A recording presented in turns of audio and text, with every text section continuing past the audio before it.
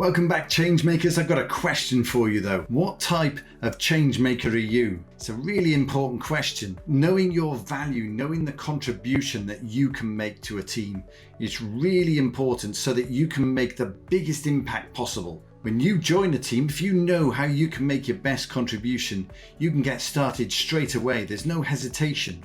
And that's why knowing what type of changemaker you are can make a big difference to your career as it progresses. So this is the first in a small series I'm going to do, explaining how you can be the best changemaker possible. And this one is all about the playmaker. So let's get started. So what is a playmaker? It's a really descriptive term. You can imagine in a football sense or in a sporting sense, the playmaker is at the heart of the action, looking over everything that's going on, able to orchestrate the activity. In fact, if it was an orchestra, the playmaker is the conductor, bringing people in at the right moment, thinking about the overall piece and working out how it all comes together. The playmaker is the person that can make it happen. They make change happen through people, and they're able to do that because they've got a great idea of how the people and processes work most effectively. So they can look around at a problem and see which person is going to make the biggest impact, bring in that game changer when they might need them, understand where everyone can make their best contribution at the most vital moment. So in terms of their value to others, it's about teams. It's about teaming people most effectively. Now, sports analogies are really obvious here. That coach who knows how to work with every member of their team, who needs an arm put around them, who needs a kick up the backside to make them work effectively. But the ethic that they will bring into that team is everybody's working together for the benefit of everyone else. So collaboration is 100% what a playmaker is all about. As a result, they're really good at helping teams overcome their issues. They're able to smooth things over and help people understand the trivial things as well as the vital things. So what the playmaker does is put people into context. And from a change perspective, that's vital. So what sort of skills does the playmaker have? Well, first and foremost, it's all about teaming. The playmaker knows how to bring groups of people together and helps them function as a team. They're also a good coach.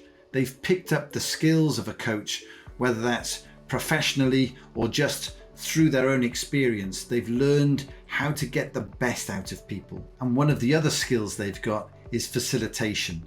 Think about it. What a facilitator does is sits down with a group of people and facilitates the activity in such a way that they deliver on time, on budget, every time. So teaming, coaching and facilitation, that's what you want a playmaker for. So how do you know if you're a playmaker, or how can you recognize a playmaker out there so that you can bring them into your team?